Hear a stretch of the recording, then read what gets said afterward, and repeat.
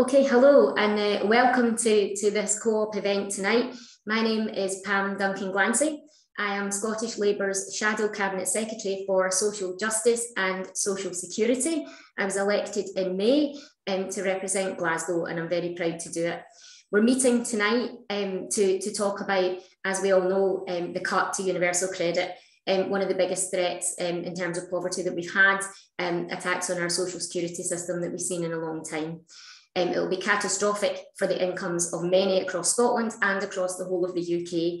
And so I'm delighted today that we have Jonathan Reynolds, Shadow Secretary of State for Work and Pensions, here to join us tonight, and also Iain Porter, the Social Security Policy and Partnership Manager at the Joseph Rowntree Foundation, who will both give us an oversight of what the cut, the impact of the cut across the country, and why it's so important that we as a Labour movement and cooperative party members really get behind the campaign to fight this cut. So before I introduce the speakers and get us into the meat of this evening, I just want to start by going through a few tips and hints on how we're going to try and run the session. So for those of you who may need it, we're working with RNID to close caption this event. So if you want to use that function, you just need to enable it yourself by pressing the CC icon on the bottom tools panel of your phone or computer. So if you have any problems doing that, if you could pop it in the chat and let us know, and we can go back over that, and hopefully you should be able to access that. Also, the Zoom call this evening is being recorded because many of our members can't access it live. So we're going to make it available via the Co-op Party's YouTube channel. And if you don't want your image to be seen this evening, if you could only join by audio rather than by video. You've been muted by default, just so that it's easier to hear the people who are speaking, and so that we can try and have a one person speaking at a time approach. So when it's your time to speak, you'll be able to unmute. And I'll try my best to do that from here. I'm still getting used to the whole Zoom chairing of meetings. Following the presentations, we'll hold a question and answer session, and there's 3 ways that you're going to be able to ask questions tonight. First of all, if you click on the icon labelled participants at the bottom centre of your PC or phone screen, then click the button that's labelled raise your hand. Then your digital hand is now raised, and then we can see that you're looking to ask a question. And I'll try and keep an eye on the participants chat as well, so that I can see who's looking to ask questions. So you might see me looking across my screen a bit, and that's why. You can also post your question in the chat box, and that's been monitored by my colleague Izzy, or you can even email it in a bit retro now email scene to events@party.coop. And when it's your turn to ask a question, I'll introduce you, and you'll be unmuted at that point so that you can ask your question.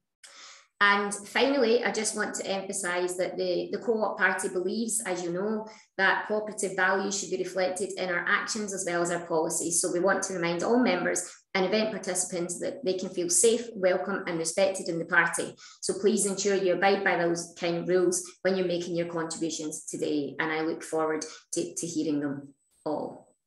So without further ado, we will get into the meat of it. When I was asked to chair this evening, I was absolutely delighted for several reasons.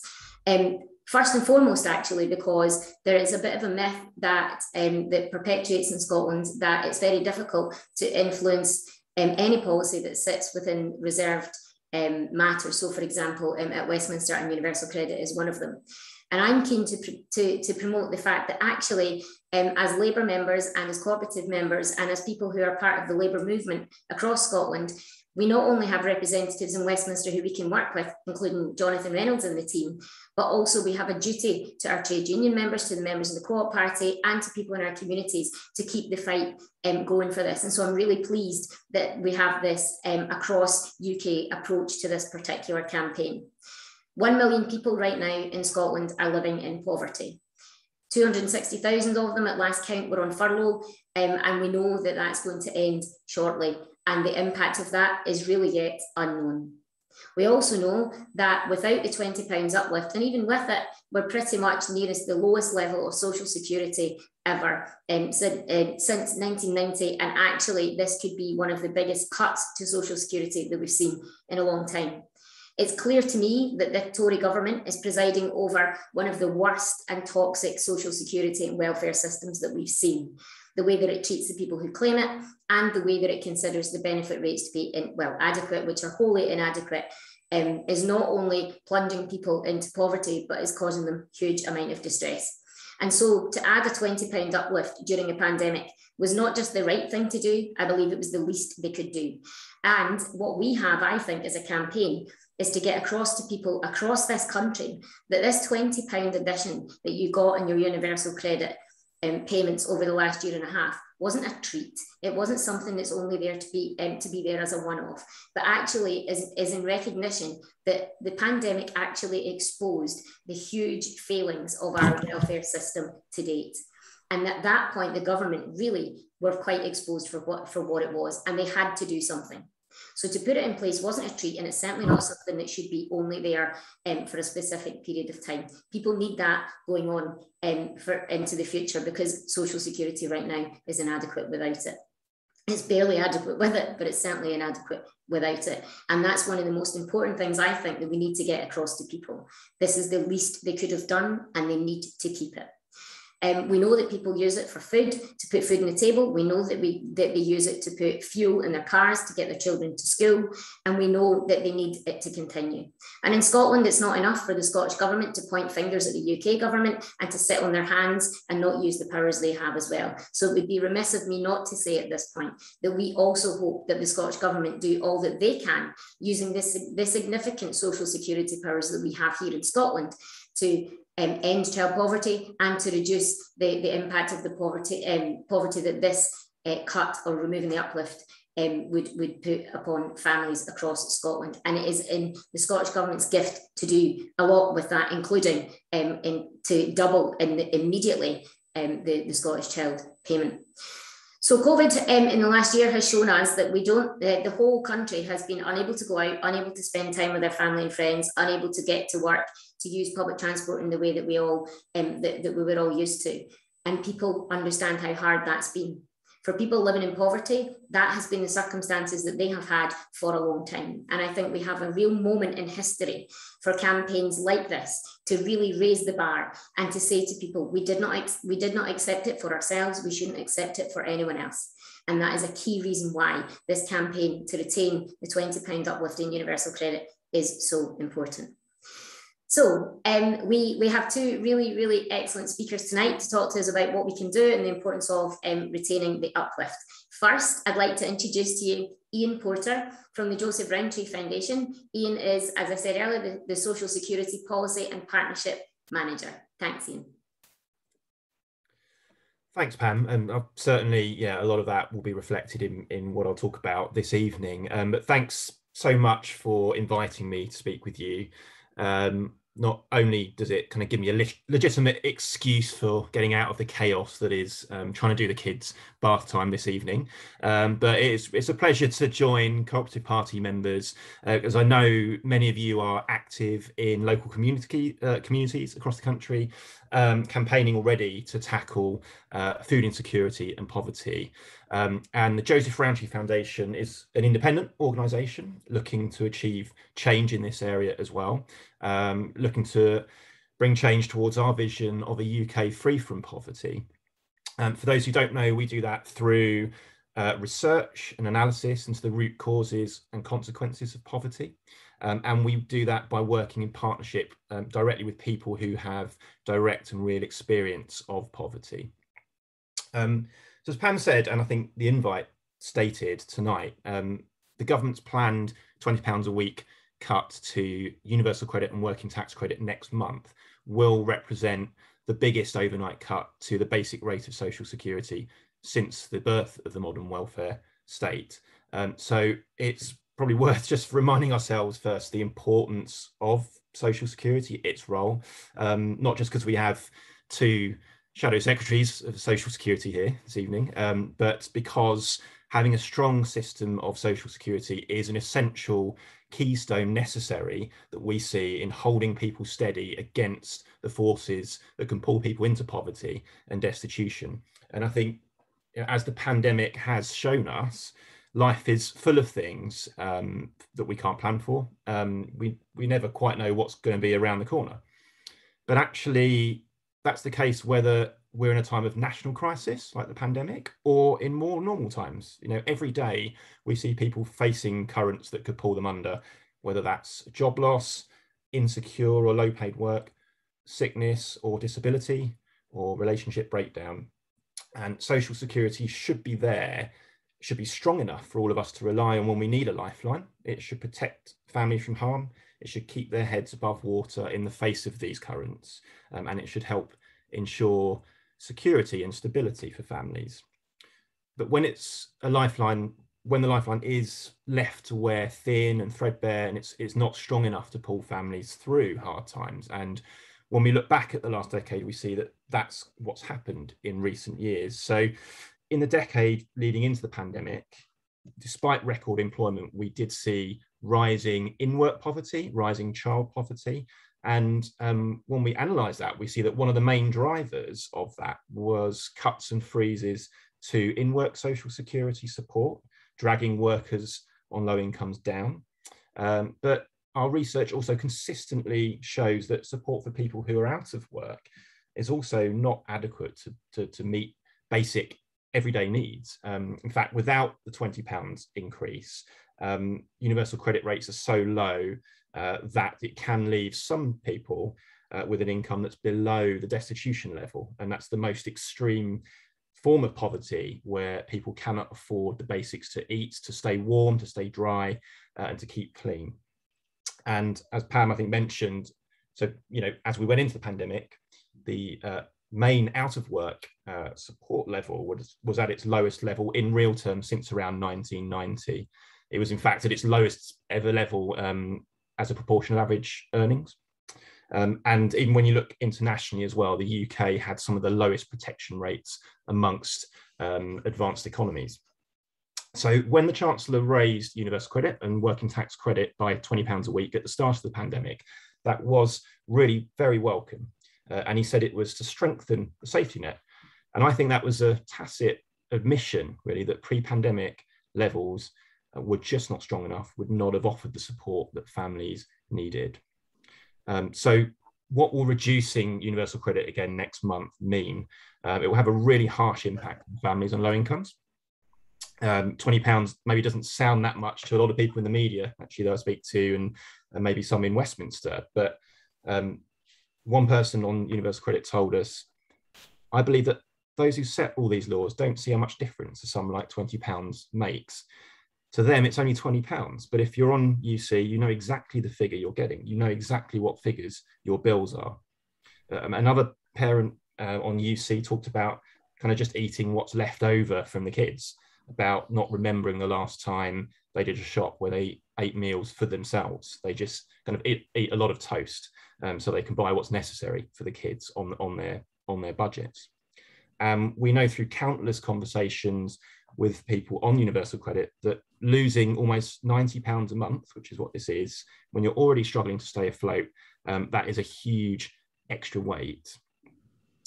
We know that families have used that £20 increase recently to buy food, to pay the rent, to afford items for school for their children.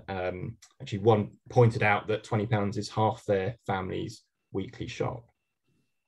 So Jerris research also shows kind of how deep and widespread the impact of the cut will be. So it will see around 5.5 million families across the UK losing the equivalent of around £1,000 a year from their annual income overnight. And actually now we're at a point where most people on universal credit have claimed that since the pandemic. So most people on UC now, UC as it is, with rates as it is, that's all they've known. So this will be a real shock for people next month when they see that cut.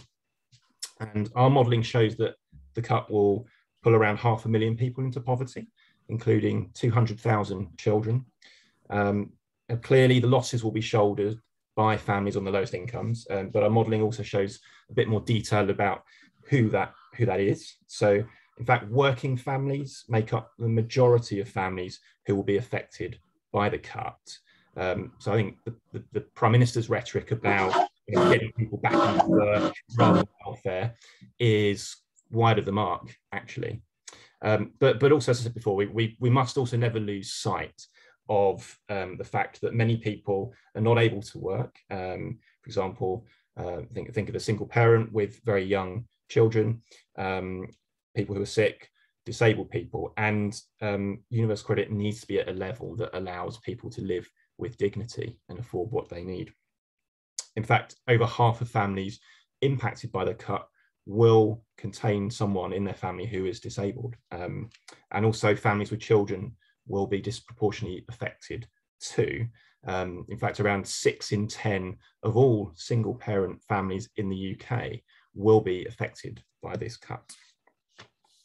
I just want to conclude kind of this bit with some new analysis we published just last week, actually, which looked at the effect across constituencies, Westminster constituencies, and that showed that in 413 constituencies in Great Britain, over 1 in 3 working age families with children will be hit by the cut.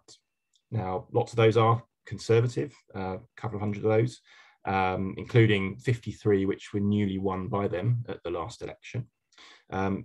We see in some Labour and Co-operative constituencies that more than 3/4 of families with children will be impacted. Pam, you may well be aware that in some constituencies in Glasgow, actually more than half of all families with children will be impacted. Glasgow is pretty heavily hit. So I think despite the government's commitment to levelling up, this cut will disproportionately hit the incomes of millions of the poorest families in regions like Yorkshire and the Humber, in the northeast and the northwest of England and the West Midlands. But no region will be unscathed. There'll be constituencies in every region that see very high levels impacted. So that's a quick run through, I think, some of the research we've done on it. I just want to finish with kind of, what can people here do to help stop this cut?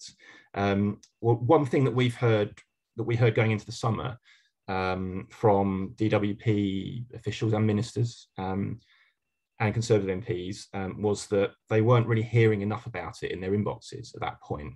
I think part of that is that awareness of this was not high at all, and it's still not high enough. I think that could be changing as the DWP is starting to actually send electronic messages to people through their UC accounts, telling them now that it's going to happen. But MPs do need to feel kind of the weight of this in their mailbags, I think, as Parliament returns next week. I think that will make a crucial difference at this point, so that the government and MPs can start feeling that kind of political pressure.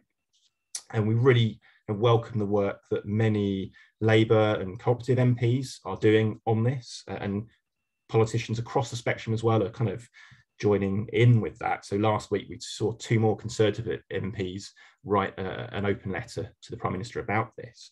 But now's the time, I think, for all MPs to stand up and kind of fight against this damaging cut to the living standards of their constituents. And I think people here can help with that. So I know Co-operative party members particularly many are rooted in your communities, well placed to kind of amplify the voices of people in your communities who will be affected by this cut. So I think the single most important action you could do at this point is speak to your local MP, tell them about what's going on, tell them about the impact this will have on people in your communities, in their constituency. I'd also say, actually, if you want, please raise the plight of people who are still receiving the legacy benefits, which universal credit is replacing, because many of them, in fact, most of people on legacy benefits will be disabled or carers. And I think we need to call out the injustice of the fact that they were excluded from receiving the same £20 Lifeline at the start of the pandemic that those on UC and working tax credit saw. So anyway, yeah, do get in touch with your local MP about that. If you go to JRF's website, we've got lots of background information. We've also got a template letter that you could use. And we also have the constituency analysis that I mentioned, where you can look up just how many families in your constituency are affected, the proportion of families that is. And I think that could be very powerful. So yeah, please look it up. get out there, speak to your MP and make your voices heard on this one. Thank you. Thank you very much for that, Iain. That was a really, really good, obviously in-depth analysis there of what's going on, and in particular, the point about the impact it's having across different constituencies. I think that's really, really important, especially since as we apply pressure, part of that pressure is going to be about saying to people, this is people in your local community, saying to MPs, this is going to affect them. So that's really helpful. And I wonder if it might be possible to pop a link to the information on the JRF website in the chat, if that's possible. If we can that now, yeah. Yeah, great, thank you. Thanks so much. I'll take questions once we've also heard from Jonathan, if that's okay. So thanks very much for that, Iain. And now I'd like to introduce Jonathan Reynolds, who is the Shadow Secretary of State for Work and Pensions, who's going to talk to us tonight about what we can do as a Labour Party and as a Labour movement to help force the government to change their mind on this cut. Thank you. Thank you, Pam, and thank you, first of all, to the Co-op Party staff for getting this event together tonight, which is much appreciated. Thank you to you, Pam, for chairing it and for the work we are able to do together. For me, your election to the Scottish Parliament this year was one of the highlights of the year. You're already showing what an asset you are to Labour in Scotland and across all of the UK. And to Iain's excellent presentation, which we've just heard from JRF, of course, independent of all political parties, Iain, but the expertise, the advocacy, the campaigning force and authority that you bring to this debate as an organisation for people who want to see real improvements in poverty in this country, real improvements to how things like the social security system work. You are a real ally for that, and it really is much appreciated.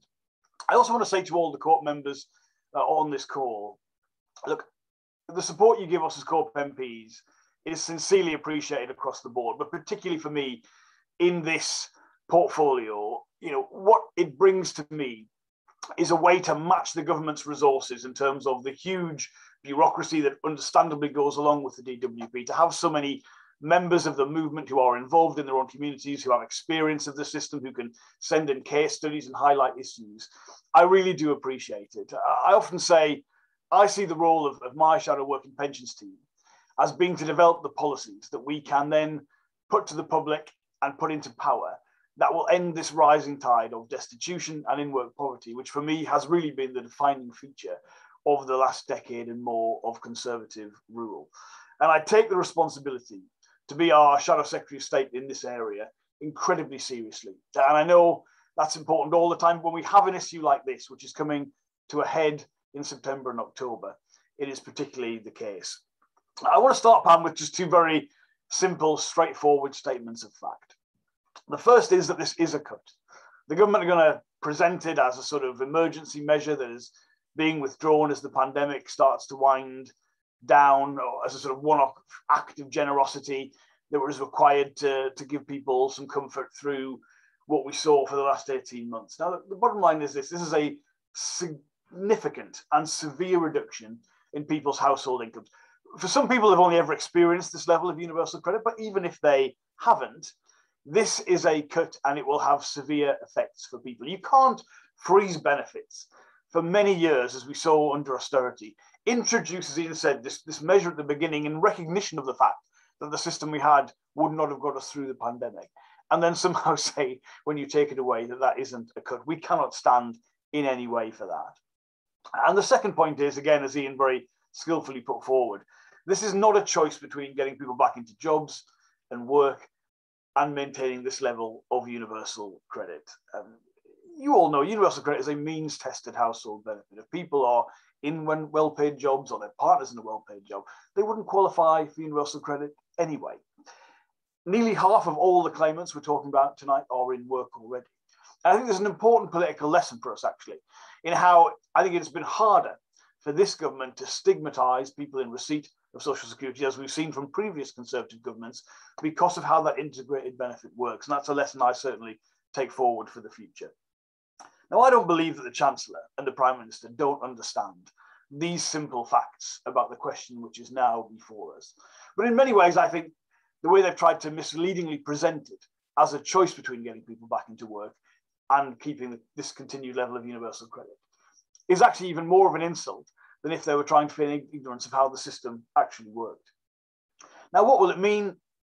Because Iain said this is the biggest cut in the history of the welfare state. And you don't need me to tell you what that means for communities up and down this country. There isn't a single part of the UK that hasn't become accustomed over the last decade to food banks becoming a mainstream thing in how people are supported. Completely wrong, but there's no part of the country that hasn't been touched by that. You know what it means for people who have insecure, vulnerable lives. We all know that the published research on how vulnerable people were as we went into this crisis in particular, but actually even without the COVID pandemic, what that has meant for people over the last decade. You don't need me to spell it out, but in numerical terms, it's 500,000 people, including 200,000 children, being pushed into poverty. So it's wrong. It's simply wrong. There's no more on the impact of families you can say than that. But I would also say it's bad for the economy. But this money is clearly money that's spent on local shops, in local shops and on local services. No one is, maintaining that this is squirreled off in an offshore bank account. And that spending in local shops and on local services is exactly what our economy needs right now.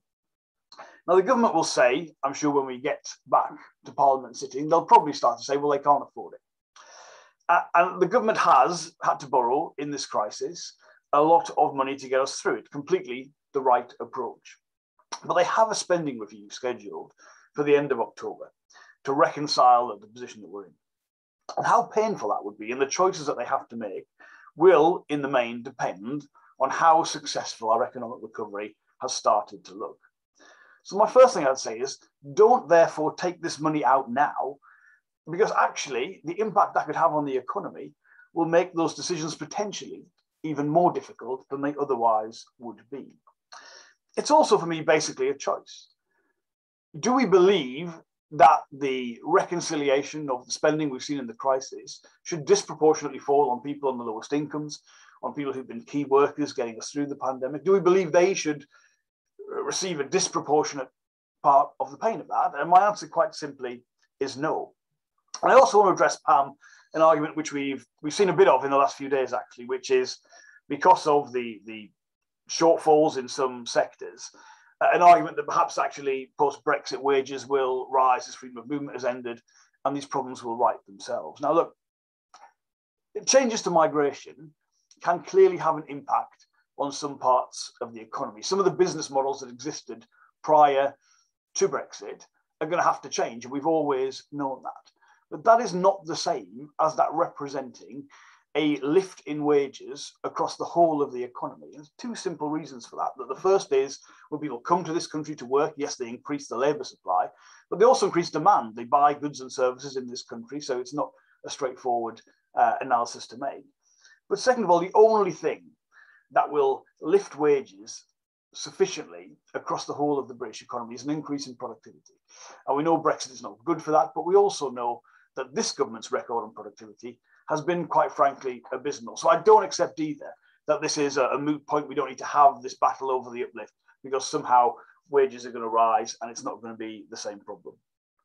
Now, in future, I do want, and I've talked about, having a very different system to how universal credit works at the minute. For me, social security should be something we consider alongside social housing, the NHS, state education, legal aid, things that are there for all of us, as Iain said, when we might need them. And I know there's a huge amount that needs to happen to go from where we are right now to that future that I think all of us want to see. I've talked recently about how I think a feature of the system should be people who are in low paid work keep more of the money that they earn in terms of how the social security and the benefit system works alongside that. But yes, the 5-week wait, the 2-child limit, the benefit cap, they're all parts of the argument for the future. But the battle that we've got now is around the uplift. And that's why we have to have this fight in this way. I absolutely agree with what Iain said about legacy benefits and how that's got to be part of the conversation. And we've been working with the legal challenge on the discrimination that has surrounded, in my view, people on legacy benefits who haven't had the benefit of this uplift at all. But because we've got this battle in front of us, it's the one we've got to fight for now. So when Parliament resumes, I can promise you we are going to be doing everything, absolutely everything at our disposal to make sure we can try and get this decision overturned. Now, we know that won't be easy, but to be frank, I look at the Chancellor and on many issues, quite frankly, he's a weatherman. If you look at the last budget, it was almost entirely written by focus groups. You had conservative arguments around things like corporation tax completely reversed overnight because they thought it would be in the short term popular. So we do need to get across just how big and how unpopular this decision is. The thing I've got to ask of you is I need you to make this the big political issue that this country is talking about over the next month. I need you to raise it, lobby it, tweet about it. If you have a non-Labour MP, even if you do have a Labour Co-op MP, raise it and get across just how significant this could be. Tell the human story behind it. I always think, whilst we've got to talk about the magnitude of issues like this, millions, billions, you know, in a sense, they don't really mean anything to people, but the human impact of taking away that £20 a week, I think is a story that people can tell. And fundamentally, we have won this campaign in the short term once already. This couple of people will know was going to go much earlier than this October, and we had that success. I believe, quite frankly, we can do it again. Win or lose, there is still an argument to make for a much better system going forward, and we'll continue to make that. But I absolutely believe if over the next month we can make this issue as big as it rightly should be in terms of what it means for people, in terms of the number of MPs who have to look their constituents in the eye and say that they voted for something like this, the scale and the magnitude of this, there is a chance that we can do so. So thank you for all of your support. We're going to give it everything that we can. Everything you can do to assist us will be massively and sincerely appreciated. Thank you. Thank you very much for that, Jonathan. The scale of the challenge ahead is indeed huge, and as someone who's relatively new to social security in the Parliament, I think the scale never ceases to surprise me on a daily basis. But you know, you're quite right. This has to be the biggest political issue of the month, and we have to make it like that, because the only way that we're going to get them to change their mind is to make them realise how difficult it is going to be for them to look their constituents in the eye. So yeah, as much as we can do. There's, I think at last count I saw 55 people on this call. That's that in itself is a lot of people if we think about the numbers of people that we can influence. So yeah, use all of our tools at our fingertips, including social media, emails, and constituency surgeries and so on. Now we're going to move on to questions. I've got a couple already, but if anybody wants to ask a question, please put your hand up. And I will invite you. So I see you, David, I see your hand. I'll invite you in. So I'll start with the questions that I already have. And so the first is from Liz Tells. And Liz has asked the question about can she message the MP for the area of the school that she works in? And Jonathan, I think if it's okay, I'll see if you can answer that. Yeah, thanks, Pam. So parliamentary protocols, people know, means that you have to contact and have cases taken up by the MP for the constituency where you live. Now, anyone who receives a communication or something from someone from outside their area will just refer it to that MP. But there may be some benefit in just passing on as someone, you know, without asking for a response, just to say, I'm active in your area, I'm familiar with it, I'm doing a role, you know, in a school. This is what it would mean. There'll be networks there within the school that will be constituency it's worth raising with. I mean, because I live and breathe this every day. It's probably the same for yourself, Pam, and for Iain. You would be amazed sometimes when you're just talking to what I might call non-political, and think everyone's political, but you know what I mean. Some people actually don't know this is coming. They genuinely don't. And one of the things earlier on in the year, we were putting a lot of pressure on the government, which has now happened, which is the proactive communications are going out to tell people. I think that's one of the reasons more and more people are, you know, the issue is rising as a political issue. But in a sense, why would people know the history of this in the way that we would? They've received a level. It's not, as Iain said, a particularly generous amount anyway. So it's, you know, it's not something you think, well, that's, you know, imagine that will go down soon. So just any network that you can, please do so. And I think there's benefit in whoever you feel you can influence, you activating that as soon as you can.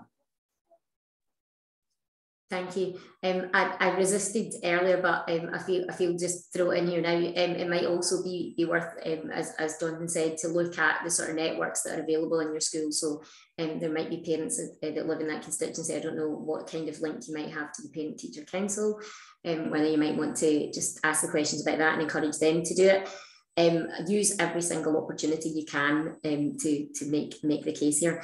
There was another question from Alison Pope, who said that you've contacted your MP about this. You've also signed petitions about it, but you've had no reply from your MP and you really don't know where they stand on this. Is there any, again, sorry, Jonathan, is there anything in particular that you could suggest to try and encourage that, or any way that you could, that we could get an answer from MPs who are just ignoring it? Well, first of all, thank you to Alison for doing that. Pam, it gives me a little glimmer of hope, and this is the reason why. So I'm presuming that's a government MP that's been contacted. They themselves, I would hope, are waiting to see when Parliament resumes if the government's going to change its mind. And the fact that they haven't committed to defending this cut at this stage gives me some encouragement, actually. So I would hope what that MP is doing is influencing things behind the scenes, or even if they're not waiting to see because they don't really want to put their name to defend this, and the fact they're not willing to do so. I mean, ultimately, people know that the powers of the Secretary of State for Work and Pensions, they don't have to seek parliamentary approval for this reduction. They already have the standing powers as the office holder to do that. But we're obviously going to be raising this in Parliament, and the fact that people aren't willing to put in writing their name to this and back up those really quite weak arguments from the Chancellor and Prime Minister, I'm optimistic. I'd say to Alison, it wouldn't hurt to send a little reminder to say, notice Parliament's back next week, and wouldn't mind a response on this. But don't, Alison, be despondent that you haven't had that response yet, because it might just mean we've got a chance of doing what we need to do. Thank you for that. Obviously, you and I respond almost immediately to all inquiries we get in our inbox, but I can tell you that in the short time that I've been an elected representative, there is nothing that focuses the mind more than someone in your office or yourself saying, that's 3 emails you've had about the same situation, you really do need to answer this person. So yeah, definitely chasing up matters. I have a question. David Whittaker, you have your hand up, so if it's okay, we'll unmute you and you can ask your question. Thank you, and thank you for the presentations. Very inspiring, and I'm already doing a lot of campaigning in my area with Morecambe and Lonsdale Labour Party. But my question is, which is coming up, is another issue that's not really been focused on and does need to be highlighted as autumn hits, as we're going to have a very nasty winter weather-wise. People are going to be cold. The greedy energy companies have for their own greedy ends are raising their energy bills, and do you not agree that that is something that we do need to highlight as well, at Parliament level and in your Scottish Parliament, that people are going to be hit with those high energy bills alongside with this drastic cut to their income? So just responses there, please. Thank you. Thanks very much, David. If it's okay, Iain, can I come to you first? I know the question was slightly more about the kind of politics of it, but I'm interested to know if the JRF have any information or data about some of those, the energy cap, for example, which is going to impact on families quite a lot. And then I'll come to Johnny for the politics. Yeah, sure, thanks. We haven't done anything specifically on the ending of the price cap data-wise, but yeah, I mean, we know from our work that rising costs as well as falling incomes, they're both sides of this equation that squeezes families from both sides and helps to pull people under into poverty. And that rising costs, whether that's housing costs, whether that's energy costs, that was a key reason why that was a key way that one of the major cuts that happened actually to social security over the last decade kind of took effect, which was a freeze on the social security rates, which is kind of easier in a way for a politician, a government to get away with. But actually those rising costs are really important because they eat away. And that's why the real level of income that people have seen has stagnated or fallen, particularly for those in the lowest kind of income deciles. But it's a really good point about the energy rises that are due to happen and the timing of it. I think that we've seen actually that's been, it's kind of hit a bit of a nerve in conversations we've had with MPs recently. It's kind of highlighting what a difficult time this will be for people going into the winter. So I think talking about that and raising that is really important. Thank you. Johnny, can you add to that in terms of? Yeah, just a few points, Pam. First of all, David, thanks for your question and the work you're doing in Morecambe. It's much appreciated. As Iain said, what we need for a concerted turning the tide in terms of the rising levels of poverty in the country is in the main action on incomes, but also action on what are the major household costs. And housing is, to be honest, what keeps me awake at night. I mean, even for the money that goes into the system, there are parts of the country where about 90% of the rental market would not be available if you were in receipt of universal credit, unless you were willing to top that up with money that didn't come from your housing support. And energy bills, it's always not a good sign when politicians start harking back to the past, but you might remember the 2015 general election campaign. I was a member of our energy team where we wanted to freeze energy prices and essentially reorganize energy companies so their costs were very transparent. So you got around this problem that when wholesale costs go up, they shoot right up for retail customers, and when the wholesale costs fall, they don't come down anything like at the same amount of time. It is a huge issue, David. I would put a slightly different caveat on it, which is one of the major problems this country has, whether it's from a poverty or a climate perspective, is how inefficient our housing stock is. It's a massive source of emissions. And it's one of those things where we've got to tackle it for our climate objectives, but also there's an immediate benefit for people in terms of making their homes warmer, more secure, and the knock-on effects of that, of energy efficiency. It sounds like a dry subject, I know, but in terms of the impact on children, on people's health, and on the money they're having to put out on energy costs is massive. And of course, most of the technology exists there. We're not waiting for something new to be invented. So I would say it is, I agree with you, absolutely, it's a big issue. But where I want to see real sustained action from the government is not just on subsidies for people to pay housing bills, energy bills, but for real action to make sure people's homes don't need to burn as much energy in order to keep them warm and secure as possible. And I think it's an area that's so crying out for ambition. It's also great employment policy. I mean, the benefits are there. And I just never felt this country has taken it as seriously as it needed to do. So I'd like to see that as part of the answer, as well as recognising the fundamental truth of what you're saying, which is it's not just about the incomes that people have. Costs are rising. You're seeing that in housing. You're seeing that in energy. Lots of concerns about inflation generally, to be honest, in terms of people on fixed incomes being much more vulnerable to that rise, any rise in inflation that comes from that. So it's spot on, but I think it just requires so much more ambition than what we're seeing from the government. Thank you very much for that. I think we have one other question, and I think this is the only other question I can see, and it's from Steve Hanson.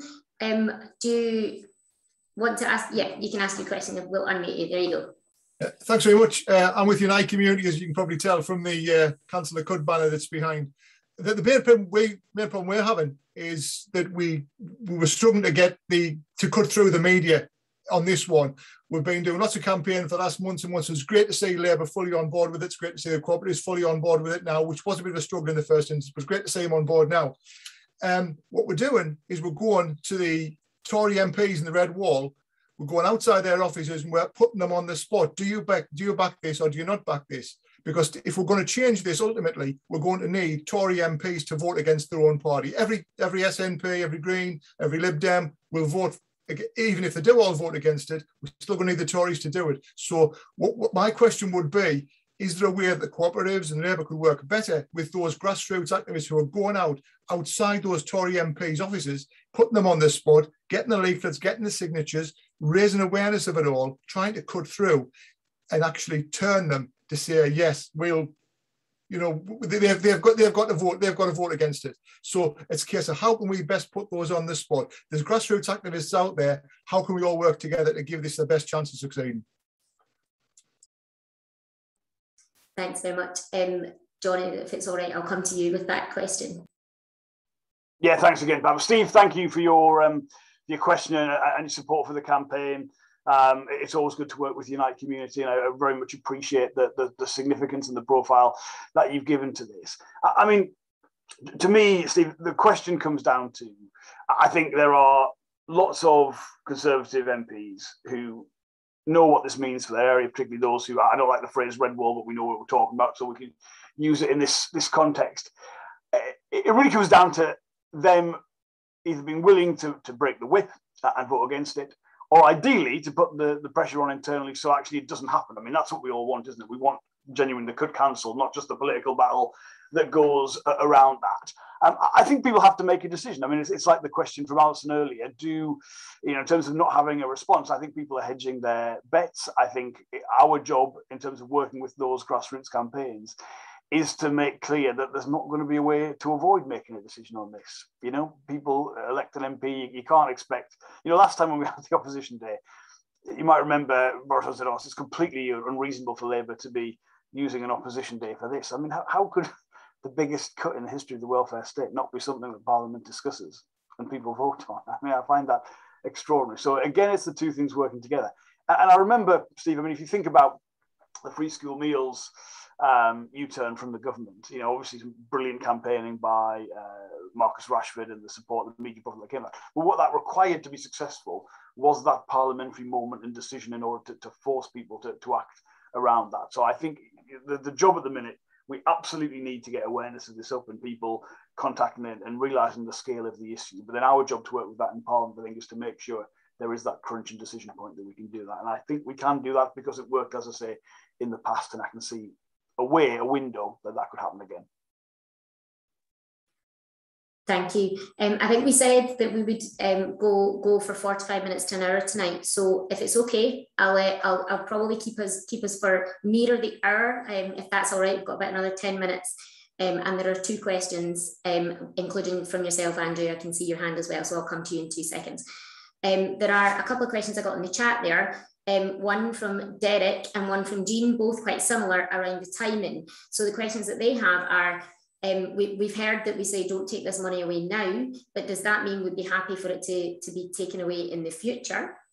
And also, we know that we cannot trust this government. So if we manage to stop them making the cut at this point, are we basically kicking it down the road for a few months, or are we going to, how do we guarantee that we retain it on a more permanent basis? Iain, if it's okay, I'll give you a go at that as well, and Johnny, and then Andrew, I'll take your question, and then final call to anyone. If you have any other questions, get them in now before we finish up. Thanks. Yeah, sure. Thanks for the question. It's one that sort of keeps us awake a bit as well, and has been over this last year at the Joseph Rowntree Foundation, because as Jonathan said, campaigners managed to secure an extension back in March, but it was only a sort of temporary reprieve. And I think everyone realised then that we need to kind of say it for how it is, which is that this wasn't a hugely generous kind of treat for people, or something that was going to be there and in the pandemic, and actually everything's hunky-dory once the pandemic goes. No, what all the evidence kind of shows is that situation of people struggling going into the pandemic, poverty rising going into the pandemic, food bank use rising, and all those indicators. So this was a symptom of the underlying inadequacy, really, of the lifeline that was there for people in those difficult times. And as I said, I think it's taken a national pandemic to expose that more, but people don't just need adequate and dignified support in a national crisis. People face those kind of crises in their lives every day in more normal times. So that's why we very consciously been talking about that bigger picture now, and talking about this being a real, going back to that, the Chancellor's kind of reasons for bringing it in, he said it was to strengthen the safety net, and that safety net or that lifeline needs strengthening permanently. It's not just a temporary moment. And bills are still, in October, bills and the people going to face are not suddenly going to drop by £20 a week. People are not going to suddenly stop becoming sick or losing their jobs every day. So that's why we need to talk about this as a fundamental weakening that happened to that lifeline that was happening over the last years, and that strengthening needs to be kept. Thank you. Tony. Yeah, so I think our message should quite simply be directed, should be this, that the cut should be cancelled, cancel the cut, and then the government should keep this uplift in place until universal credit is replaced altogether with a far more effective system. Now, as Iain said, the argument we're making is not that this was necessary for the pandemic, and the pandemic is still with us, so we should keep it. It's about the adequacy of social security, whether it's doing the job. Now, for us on the labour and cooperative side, what is fundamental in terms of our proposals for the future is, of course, that we know the problems with universal credit go well beyond the amount of the core entitlement. I mean, the 5-week wait, the 2-child limit, the benefit cap, the taper rate at which, as I say, you have your support withdrawn as you work more hours and earn more. Childcare, how that's paid. Some of these are about the fact that council tax benefits are not part of universal credit. That doesn't really make any sense either. So we've got to make an argument for something much bigger. But for the government who aren't willing to have that conversation, it should be, well, keep it in place until we can replace the whole system with something better. I mean, a lot of the time I find, and there's no reason why people would read the huge number of reports and things that the Department of Work and Pensions produces, but obviously I do. I mean, if you look at where things are estimated to be at the point at which I would like to take over and become the Secretary of State, in a few years' time, this country will spend, it's predicted, about £75 billion a year on in-work benefit support. So universal credit, but the legacy system as well. So that's not including obviously the pensions and retirement benefits. It's not including support for disabled people. £75 billion. And as Iain pointed out, that includes, it sounds like a high figure, but that includes a level of support for things like housing costs, which is very, very challenging, and we've got to find a way to make all of that work and address these big problems. So I think part of the argument we should also make when we're making this argument for a better system replacement for universal credit is also that our agenda around a new deal for working people, stronger employment rights, flexible working rights, right to join a trade union, right against unfair dismissal from day one of a job, that we see that as a way, as a good policies in themselves, but a way of addressing weaknesses in the labour market at source, so that we're trying to, in a way, do less by redistributing the DWP budget because people are in a stronger position in the workplace to begin with. And of course, I don't know in 2 years' time, but say there's an election then, what the claimant count will be, and exactly I'll have to, at that point, have very specific proposals and price those up based on what we know the costs would be from the number of people in receipt of those things. Well, I think we can set out that direction of travel now, and I think you can't be complacent about it, but out of every massive crisis in this country's history, you have seen lessons learned and better proposals coming out of that. I mean, obviously, the obvious example would be the Second World War and the NHS and the welfare state that came out of that being the legacy of it. But you can't take it for granted, but we could surely, given the scale of what this has meant, millions of people experiencing a loss of income, a change in their circumstances that perhaps never really thought would ever apply to them. We've got to surely use that moment to build something better, or at least try to do that. And of course, the pushback will be strong from the other side. It always is. But I think that's got to be the argument. So it's much more than just about what was necessary in the pandemic. It's not about kicking this down the road. It's an even bigger argument, if you like, than that. But I think that's the one we need to have. Thank you. And we've just got enough time to take Andrew's question, if that's okay. And then I'll come back to both of you, and then we'll finish at 7:30. So hopefully we'll keep this time. Thank you. Thank you very much. I think that is me, isn't it? So thank you. And I'd just like to say that I really support Steve's point about trying to pressurise potential Conservative MPs. I live in Anderson's constituency, and we'll definitely be pushing him. Lee Anderson, we'll be pushing him. Sorry, is it not my turn? I see someone else with a hand up.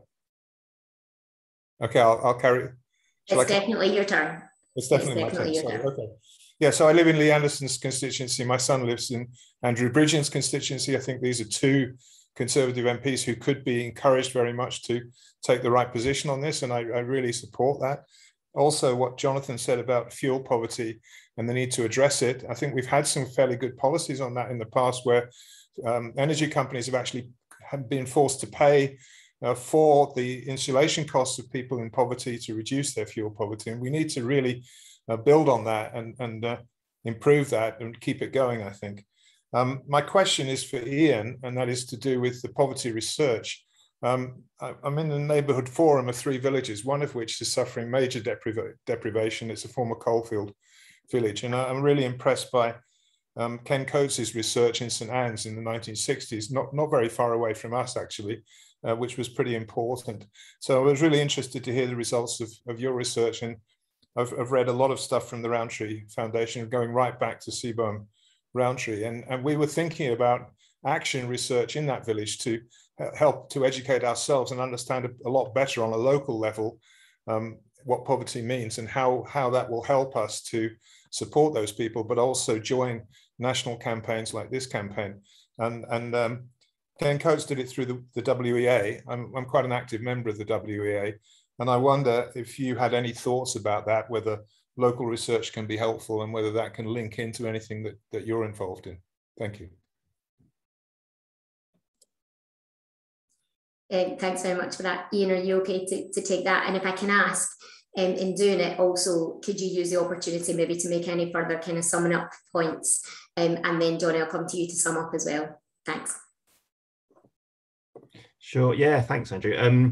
Yeah, as I mentioned at the start, a really crucial part of the way that the Joseph Rowntree Foundation works is to work alongside local communities and alongside people with direct experience of poverty, because ultimately those are the people who are being impacted by the devastating consequences of poverty, and they're the ones with the real insights and ideas about what the real solutions are. Not that's often what goes wrong with government policies. I think we saw that, we've seen that, part of the reason, for example, why there are some pretty bad design flaws with universal credit, such as the 5-week wait that Jonathan mentioned, is, I think, because it was designed without the input of people who actually experience poverty. It's designed without people who actually use those systems. And the same applies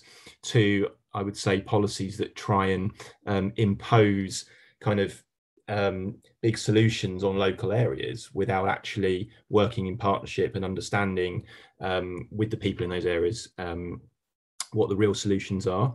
So yeah, I think that kind of local action research and community partnership is definitely the type of thing that we use right now. We work alongside many community organisations to research things, and that's why we have, so many of the kind of insights, I think, that I mentioned on the impact of this cut. We talk to people about a lot more than that, but stuff like that comes up all the time through those conversations because they are living it, and it's real. So yeah, we've got something, for example, called the Hartlepool Action Lab, which was one example of a kind of initiative we've done, that where we've worked with local communities to come up with kind of locally based solutions, and that feeds into our national work as well.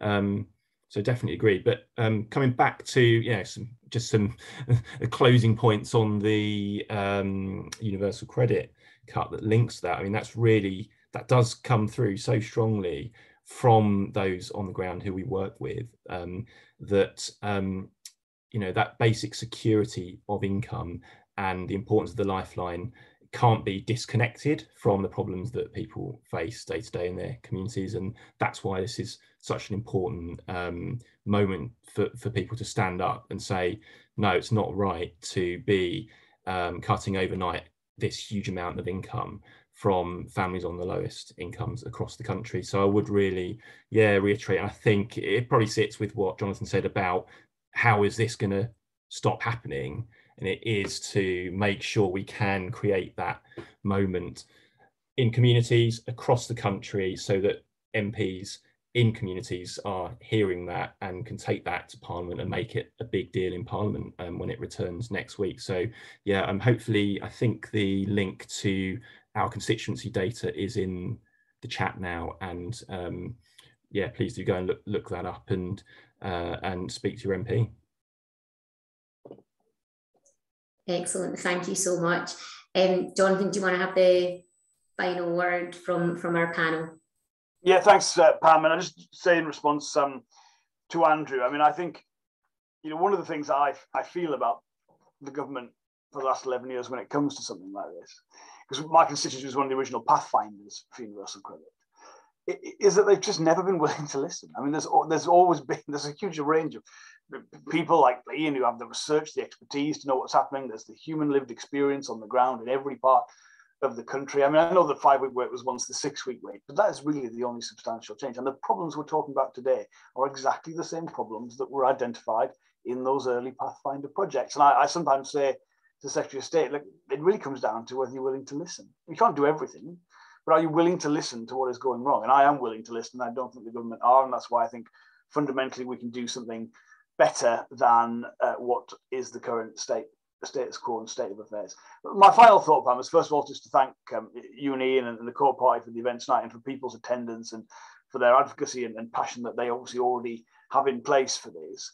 The final thought I'd say is, if this occurs, it will effectively be implemented the same day in October as the Conservative Conference's leaders' speech. In other words, the Prime Minister will be up on the podium, often selling out an optimistic vision of the future, probably talking about levelling up, probably making some pretty big promises about the kind of Britain he sees us being going forward. And if he has done that, the same day as cutting £1,000 a year from 6 million households, the lowest income households in the country, well, I think that would be a scandal. I think it would be a scandal, and I think if he's not held to account for that, if he's not challenged for that, that will be a scandal too. So I think the magnitude of this means that we can bring the pressure to bear. I'll be honest with you, I was actually quite impressed when 6 former Secretaries of State for Work and Pensions, Conservative ones, came out and said, actually, this cut can't go ahead. I mean, I've not got a lot in common with them generally, but absolutely the right thing to be saying. I mean, it also tells you, by the way, just how many Secretaries of State for Work and Pensions this country has had over the last decade, which isn't a good thing in itself, given how complex the system is. But there are people out there, unexpected allies as well as ourselves in the labour movement, that we can reach out to, that we can make a case. And I think people should be made to make a decision. I think that can be done, that the challenge can be polite, can be respectful, but it's a fundamentally reasonable thing to be asking of all MPs as to how they feel about this. What lessons have they learned from the pandemic? I think it's not just about the issue in itself. I think it's about the future, what kind of country we want to be, and whether we're frankly in a position to meet the challenges of the future, which will inevitably come. Might not be another pandemic, but there will always be major economic events, things that affect people in a way that they couldn't themselves have protected themselves. No one can, you can't protect yourself against a global depression. You can't protect yourself individually against a pandemic. Everyone together as a society has to be in a position to have things in place that will do that. And if people haven't learned that lesson over the last 18 months, they perhaps never will. But I think many people have. They're our allies. They're the people we can activate and engage with. And if we do that, I think we have a chance. And that's what I'm asking of all of you for the next month and longer, but particularly over the next month. Thank you for that call to action there. And I hope, and I'm sure that everyone on this call who was on earlier and who's still on now, thanks for staying with us, will do exactly that, because as you say, the magnitude of what is ahead is incredibly important, and we do have a unique opportunity in history. There are a few of those that we can point to in the past, and this is one where I think we should not underestimate the moment ahead, and we should meet that moment. And all of us have a responsibility, I think, as well, to make sure that we hold the government to account on it, and I'm sure that we all will, in particular, given some of the passion that we've heard tonight. I just want to say thank you so much for everyone who's joined us. Thank you so much to the Co-op for hosting this evening, for all the staff who put it together and made it work. Thank you to Iain for your presentation, for the work that the Joseph Rowntree Foundation are doing, not just for people in poverty, but for people like me who are relying on as much information and data as possible. It's incredibly valuable, and we are owe you a debt of gratitude. So thank you for that, and thank you for your time tonight. Thank you also, of course, to Johnny, the work that you're doing in the UK Parliament to hold the government to account. One of the most difficult and toxic governments, particularly in this area, that we've seen in possibly living memory. And the job is, as you say, big, and the task ahead is huge. So thank you for all that you're doing, and we will support the work that you're doing from here in Scotland, and hopefully all across the UK. There is a lot that we can all do, and so hopefully we've all had some calls to action tonight. We can go on to the Joseph Rowntree Foundation's website, look at the constituency breakdown, look at the research and data that they have, so that we can eyeball to eyeball the MPs and their constituencies and tell them the real impact that cutting universal credit at this time, and indeed any time in the future, given how woefully inadequate it's been, will have on their communities. And we should do that at every opportunity we can. We also need to use social media where we can. So for those of us who are into tweeting or Facebooking, get on there tonight and tell Rishi Sunak, that's at Rishi Sunak, on Twitter, to cancel the cut, and use the hashtag cancel the cut. We really need to make this happen all across the UK, and we'll be doing our bit here in Scotland, and I'm sure you guys will be, everyone across the UK will be too. The Co-op are hosting a series of Wednesday evening Zoom events like this over the autumn. So if you want to know more about that, then you do check out the Parties Cooperation Live page, www.party.coop/events, and Izzy or Richard could pop that in the chat just so that people have it there. And also do remember that the team at the Co-op Party HQ are there to support all of their members. So if there's anything you need, and I know there was a question on some of the briefing material that's out there, and I think it was shared in the chat, but if there is anything that you need at all, don't hesitate to ask, because we really do need all hands on deck with all the information at our fingertips to force the government to realise the extreme damage that they're going to do if they cut universal credit now and in the future. So thank you so much for everyone joining us tonight. Let's go ahead, let's go out there and tell them what they need to do. And I'm confident, as Johnny has said, that we've won this kind of fight in the past. We can win it again in the future. And I look forward to doing that with you all. Thanks again. See you all soon. Take care. Thanks, everyone. Bye.